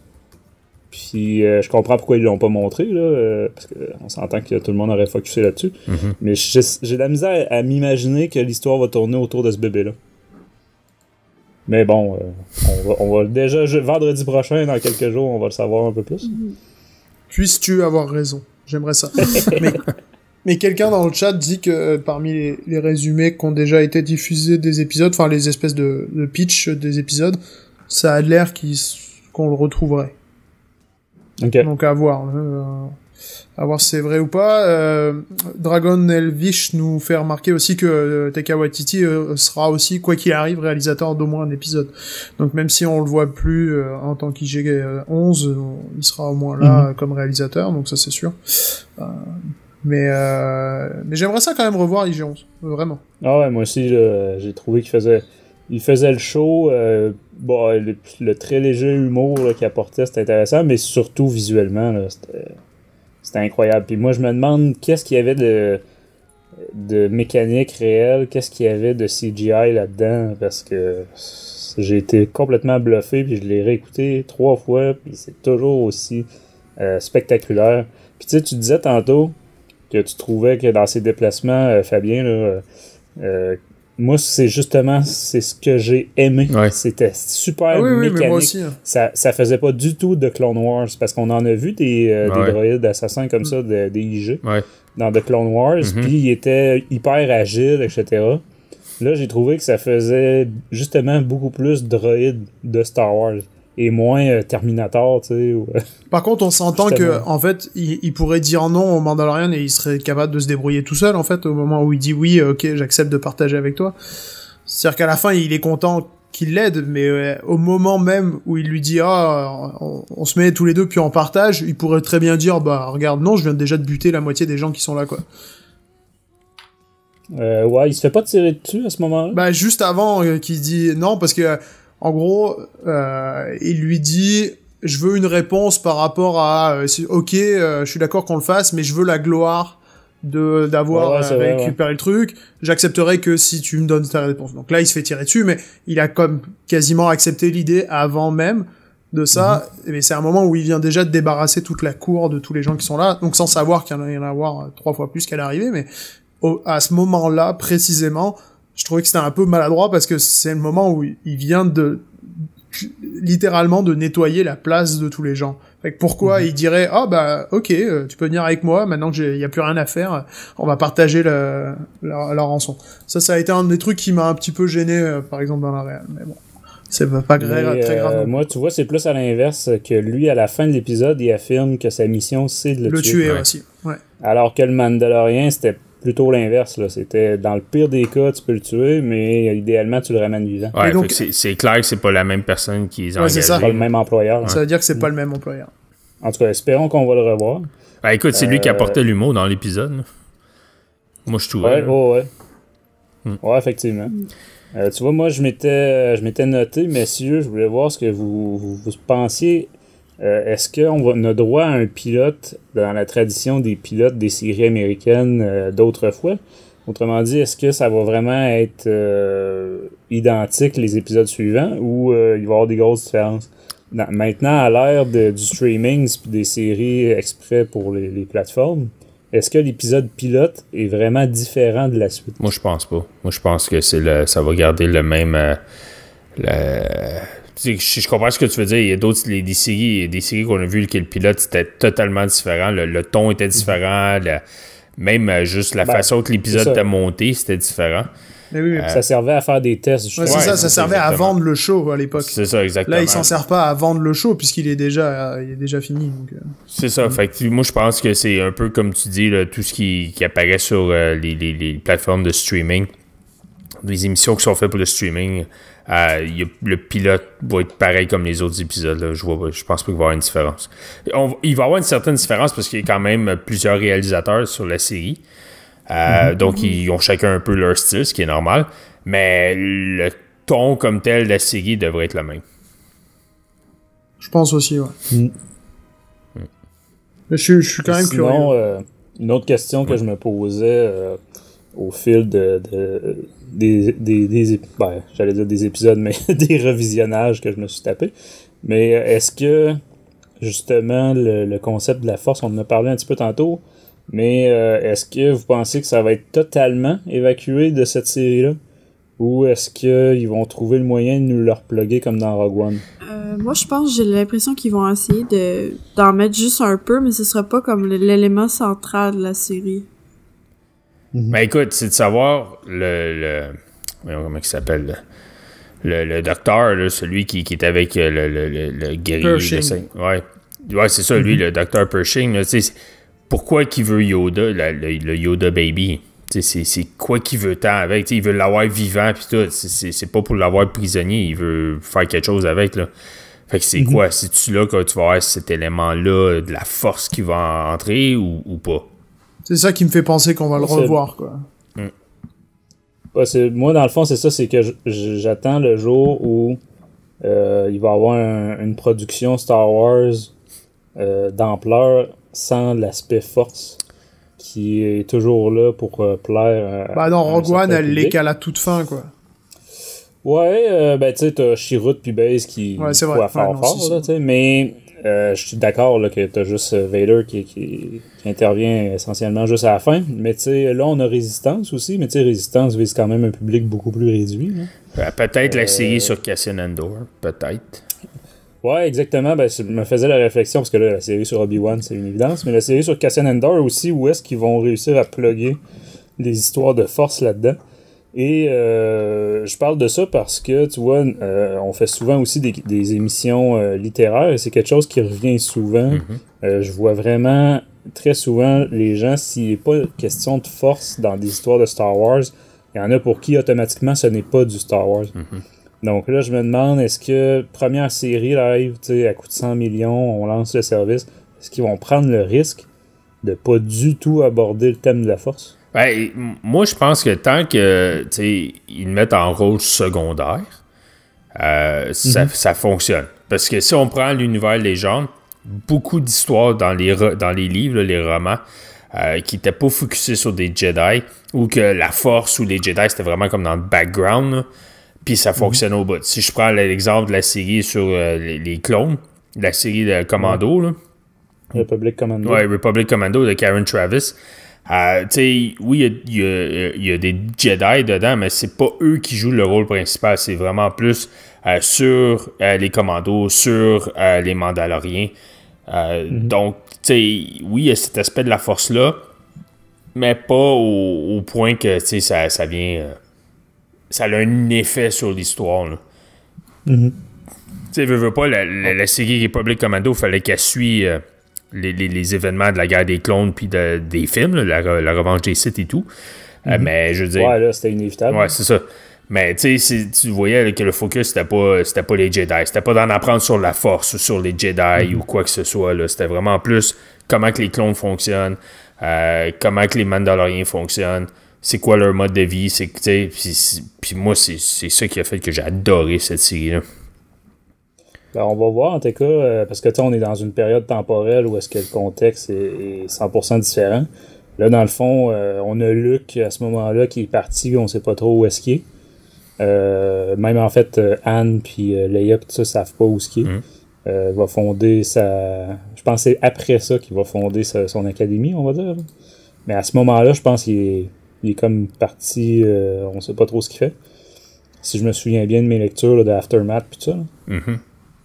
Fait que c'est ça, j'ai hâte de voir. En même temps, comme dans Rogue One, ben c'est ça, je disais base, puis tu sais, c'est rendu la mode là, depuis le nouveau canon de nous introduire, ok, sur cette planète-là, ben eux, la Force, ils appellent ça la marée, mettons, là, tu sais, puis bon, fait qu'ils ont chacun un peu de croyance locale, tu sais, on va dire. Mais j'ai hâte de voir, là, je serais vraiment surpris qu'ils évacuent complètement ça dès la première série. Tu sais, déjà, on a encore quelques soldats impériaux, histoire de garder un peu la thématique là, que le monde connaisse bien. Mm-hmm. Mais tu sais, on est sur un Mandalorien. Bon, là, nous, les fans hardcore, on sait très bien c'est quoi un Mandalorien, pis tu sais. Mais honnêtement, là, si je fais un sondage demain au bureau, là, il n'y a pas beaucoup de monde qui savent que, tu sais, qui verrait ce costume-là, puis qui dirait, ok, c'est du Star Wars. Ouais. Il y en a évidemment, là, mais la grosse majorité du monde n'a aucune idée que c'est Star Wars, ce concept-là.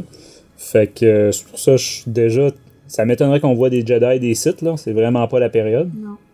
Fait que comment ils vont rattacher ça, comment ils vont attirer le public qui trippe sa magie dans Star Wars. Là. Écoute, j'ai lu une théorie, puis c'est vraiment quelqu'un qui a mis ça en joke dans un forum, mais écoute, ça a évolué quasiment en une conversation, là.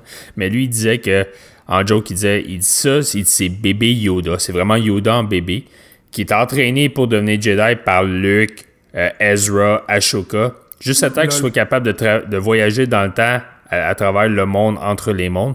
Puis c'est à ce moment-là qu'il va diriger l'ordre Jedi. Putain, et il va revenir dans l'épisode 9. Puis là, j'étais là, man, moi, je veux juste voir ça. Juste pour voir comment que le fandom là, va vraiment comme... Tu sais, les fans, là, ça va être complètement anéanti, là. Moi, j'avais vu une théorie comme quoi c'est Yoda, il y avait eu un enfant, puis c'était le bébé qu'on voit dans Mandalorian. Avec un Minoc sur Dagobah. Il est pas en exil sur Dagobah pendant genre 20 ans, là, 20-25 ans. Là. Si on pense 55 ans, ouais, ça veut dire que le bébé est né avant l'épisode 4. Ouais. Ah oui, 50 ans. Puisqu'a priori, c'est 6 ans après le retour du Jedi. Ah ouais, c'est durant la guerre des clones. Ah ben, donc il est né pendant la guerre des clones. Yoda puis Yaddle. Et voilà. Et voilà. Yaddle et sa mère. Ouais. Ça, là, les aventures au bureau, là, c'est ça que ça donne. Les aventures au conseil Jedi. Okay. On va l'écrire parce que tout d'un coup, c'est ça, on va pouvoir dire qu'on a raison. Non, mais c'est pour ça qu'elle était pas dans le 2 puis dans le 3, elle est en congé de maternité. Yes. Mais oui, voilà, très bien. Elle est en train de donner le sein à Mini Yoda. Excellent. Alright. Du coup, on va l'appeler on vient d'élucider toute la série. Donc, alors, s'il y a Yoda. De se spoiler l'épisode final. Donc, s'il y a Yoda, Yaddle, c'est quoi le prénom du gamin Yudu Yududu. Oh, c'est une bonne question. Pas besoin de Dave Filoni, man. Lucasfilm, c'est une Star Wars en direct qu'il devrait engager. Excellent. Exact. Ok, on dérape un peu, là. Je sais pas s'il y a d'autres points que vous voulez aborder ou si... Juste une question. Est-ce que c'est moi ou une des personnes dans la carbonite, on dirait George Lucas? Hey, tu sais quoi? Moi, j'ai pensé... Il y a George Lucas, mais moi, j'ai pensé aussi à... Il me faisait penser à Cal Katarn. Qui est le héros du jeu Jedi Knight. C'est Jedi Knight? Dis pas ça. Au moins une fois par semaine, je dis à un de mes collègues là, de cette génération-là d'oublier Cal Katarn, là, qui est mort, qui n'existe plus dans le canon, puis qu'on ne le reverra pas, puis d'arrêter de m'achaler avec Cal Katarn. Il est revenu dans le canon, Cal Katarn. Ouais, c'est pas récemment, ça. J'avais vu ça. Ouais, il est mentionné dans un des livres. Non, c'est-tu Cal Katarn ou c'est l'autre, là, le gars de Shadows of the Empire? Là? Non, c'est celui de l'Outrider, comment ça s'appelle Ouais, c'est ça, comment il s'appelle Celui de Shadow of the Empire. Dash Rendar. Dash Rendar. Ouais, merci Alex dans le chat pour me rappeler ça. Mais je sais pas lequel c'est. Honnêtement, je pense que c'est Cal Katarn qui a été recanonisé. Je suis pas sûr que Dash Rendar. Non, c'est Dash Rendar, je viens de confirmer. Okay. C'est lui qui a été recanonisé. Mais si on voit la photo que t'as mis dans le chat, honnêtement, moi je me suis posé la question, c'était pas comme une espèce de George Lucas de l'univers. Franchement, le côté un peu gros, la barbe, enfin l'espèce de barbichette, tout de suite j'y ai pensé quoi. Moi, j'étais sûr que je pensais qu'on allait avoir un genre de Jar Jar carbonisé. Pablo Hidalgo. Non, parce qu'on l'a vu dans d'autres. C'est dans quoi qu'on l'a vu? Dans le jeu Force Unleashed et tout ça. Fait que je pensais peut-être qu'il allait en faire comme un genre de. Je sais pas, un clin d'œil, quoi que ce soit. Mais ça aurait été plus qu'un clin d'œil, ça aurait été une blague qu'on aurait fait sortir de l'épisode. Ouais, ça avait été Jar Jar, les gens auraient fait Jar Jar, machin. On voit un Rodien en premier aussi, là. Fait qu'on reste dans les comment dire, les codes là, de la trilogie originale. Ouais. Plus. Ouais, clairement. Mais moi, tu vois, juste pendant qu'on est sur la carbonite, ça, c'est quelque chose, j'ai trouvé, qui passait un petit peu trop en un instant, puis j'espère qu'on va revoir ça un peu plus, là, tu sais, parce que là, il y avait plus l'air de le pousser, comment dire, sur un siège de coiffeuse, là, pour faire sécher les cheveux, là. Et puis, tu sais, après ça, c'était rendu un bloc de carbonite. Non, mais écoute. C'était moins élaboré que dans l'Empire. Non, mais puis ça, c'est ça. Moi, écoute, je suis content que tu apportes ce point-là. J'osais pas l'apporter, ce point-là, parce que juste là, je vais me faire encore critiquer, là. Mais, dans l'Empire contre-attaque, quand ils font ils font le Han Solo, là, Boba Fett, il le mentionne plusieurs fois. Hein, il dit, tu sais, ils sont pas sûrs qu'il va survivre, puis que, tu sais, lui, tu sais, il vaut rien pour lui s'il est mort, puis tout ça. Tu sais, fait que c'est comme si c'est quelque chose qu'ils font pas souvent. Là. C'est comme une expérience qu'ils font, là. Ben oui, mais c'est un nouveau procédé qui est apparu dans l'Empire contre-attaque. Là, on est, 20 ans après l'Empire contre-attaque? Non, 5 ans après. Non, 5 ans. Non, mais 6 ans après le retour du Jedi. Non, c'est 5 ans après le retour du Jedi.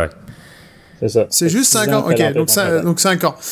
Donc, mettons 6 ans. Rappelle-toi d'où étaient tes télés il y a 6 ans. Elles ont évolué, tu vois. Tu sais, il y a de la technologie qui a évolué. À Star, c'est, tu sais, quand on le voit dans le film, pas dans le film, dans la série, là, c'est quasiment comme un toaster à carbonite. Là, tu sais, il fait juste le coucher dedans. Ouais, ça va un peu vite, je suis d'accord, mais ça a évolué un peu trop vite. Mais c'est pour ça, j'espère qu'ils vont rattraper ça un peu dans les épisodes suivants. Ouais, c'est ça. Ouais, dans ma tête, je voyais ça vraiment comme une évolution. Tu sais, comme t'as les voitures électriques, t'as la version miniature, tu vois. Ok, ça l'évolue comme ça. Sauf que les vaisseaux, eux autres, en 30 ans, là, ils changent pas du tout. Exactement. Ok. On a appris aussi que le Razor Crest, c'est pas tant le nom de ce vaisseau-là en particulier, c'est une catégorie de vaisseau. Ouais. Effectivement. Une classe de vaisseau. Là. Qui est pré-Clone Wars. Qui est pré-guerre des clones. Puis, moi, j'ai beaucoup aimé quand même ce personnage-là du début, là, Monsieur Poisson. Là. Monsieur Poisson. Déjà, j'ai trouvé le jeu d'acteur excellent. Ouais.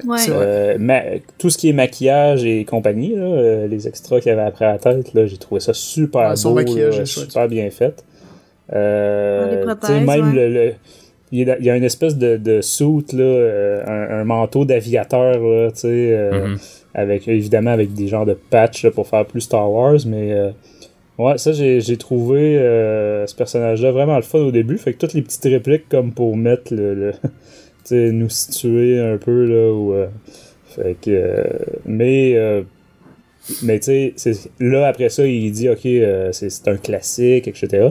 Mais avant, quand il arrive devant le vaisseau, il dit, non, c'est une blague, là. On va pas embarquer là-dedans, ouais. Tu sais. Fait que ça, on en comprend que c'est ça. Non, il est vieux, tu sais, puis c'est considéré comme peut-être pas comme le Faucon Millenium, là, comme un tas de vidange, mais... Tu sais, il y a cette référence-là, là, quand même, j'ai trouvé, là, à la trilogie originale aussi. Ouais. En tout cas, au même titre que les armures rendent super bien à l'écran, le vaisseau à l'écran il déboîte. Ouais. Peu importe les plans qu'on voit, ils sont vraiment vraiment très classe. Ouais. Franchement, il y a un moment où on le voit posé, je pense que c'est dans la 3e planète là, dans la 2e ou 3e planète, puis on le voit comme tout en chrome, etc. d'assez près, et je trouvais ça vraiment très très cool quoi. Tu sais, des fois, c'est des détails, là, mais tu sais, à un moment donné, il se pose, j'ai remarqué ça quand je vous disais que je l'ai écouté plusieurs fois sur grand écran, là. Et il se pose, puis tu sais, il se pose même, justement, il y a une de ses 3 pattes que c'est dans des flaques d'eau. Tu sais, puis t'as tes éclaboussures de l'eau, etc.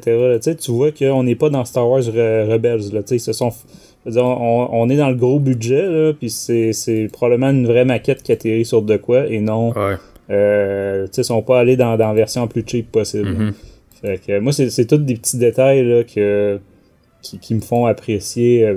De toute façon, je le disais tantôt en commençant l'émission, mais j'avais des grosses attentes juste par le budget. On parle de 100 millions. Là. Fait que tu te dis, pour quoi, 8 épisodes, 10 épisodes? 8. 8. Ouais. Fait que tu sais, ça commence à être un pas pire budget, là, on se le cachera pas. C'est plus qu'il y avait pas mal pour Clone Wars puis Rebels. Mais c'est pour ça que j'aurais été déçu si ça avait été bâclé ou cheapette.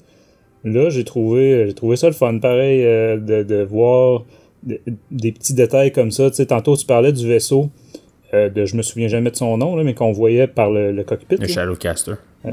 Exact. Puis, tu vois, dans un autre plan, un peu plus tard, quand il décharge les gars dans la carbonite, on voit qu'en arrière, il y a un quad jumper, comme celui qui explose dans l'épisode 7. Donc là, reste à savoir si c'est le même. Là, ça n'est pas obligé d'être le même. Là. Mais donc celui que Rey et Finn veulent prendre là, avant qu'il explose, puis finalement ils vont prendre le faucon à la place. Là. Ah ouais. Donc derrière le Razor Crest, il y a ça de l'autre côté dans le fond. Là. Derrière j'allais dire les cercueils, mais en tout cas les gars dans la carbonite. Là. Mais c'est ça, c'est tous des petits détails que c'est ça. Ils ont mis l'effort, ils ont mis. Tu regardes les différentes personnes, les différents personnages, leur habillement, tout ça, tu trouves pas... Moi, le classique des classiques que je veux pas revoir, c'est quand Liam Neeson sort un gadget qui est supposé faire très Star Wars, puis que tout le monde reconnaît instantanément que c'est un rasoir pour les cuisses des femmes. Tu comprends? Qu'ils ont peinturé en argent à canette, là, tu sais. Ben, c'est ça. Puis, tu sais, je le dis à la blague, mais c'est que quand tu étudies un peu la question, c'était vraiment ça. Ouais. Tu sais, c'est même pas que ça y ressemblait, c'était ça. Ils ont pris un rasoir, ils l'ont peinturé à argent. Pour 100 millions, je trouve que je veux pas voir un rasoir de femme. C'est juste ça. C'était mon point. Ouais, mais ça fait partie de Star Wars. Ça, c'est comme le sabre à la base d'Anakin, qui est un ancien... Tu pouvais reconnaître quand même l'ancien Flash Graflex et tout ça. Donc... ouais, d'appareil photo. Ouais. Alright, excellent. Alors, je crois qu'on va terminer sur ce point. On va terminer cet épisode. Comme toujours, si vous avez suggestions, commentaires ou réactions sur ce que nous venons de discuter, vous pouvez nous contacter à l'adresse studio@starwars.direct ou laisser votre message sur nos réseaux sociaux, Facebook, Twitter, Instagram et notre chaîne YouTube. Et surtout, n'hésitez pas à partager nos épisodes sur vos réseaux sociaux. On rappelle que vous pouvez joindre notre communauté de fans et d'auditeurs ainsi que participer à nos enregistrements live sur notre serveur Discord. Et prochaines émissions, on le sait qu'il va y avoir une émission pour le 2e épisode de Mandalorian.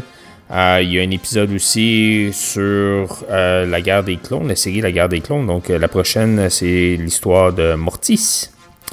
Et nous avons aussi un épisode la semaine prochaine. Notre live va être sur le roman Resistance Reborn. On rappelle que Star Wars en direct est disponible sur les plateformes iHeartRadio, Deezer, Spotify, Stitcher, Google Play, Google Podcasts et Apple Podcasts. On remercie encore une fois nos partenaires Mint Box, Star Wars Holonet, Cyclan.net, Planète Star Wars Universe, Star Wars Geeks Québec, Génération Star Wars et Science-Fiction, ainsi que le Space Trash Show. Donc, de la part de Francis, Fabien, Cicely et moi-même, merci d'avoir été à l'écoute de Star Wars en direct, la voix du fandom Star Wars, et que la force soit avec vous.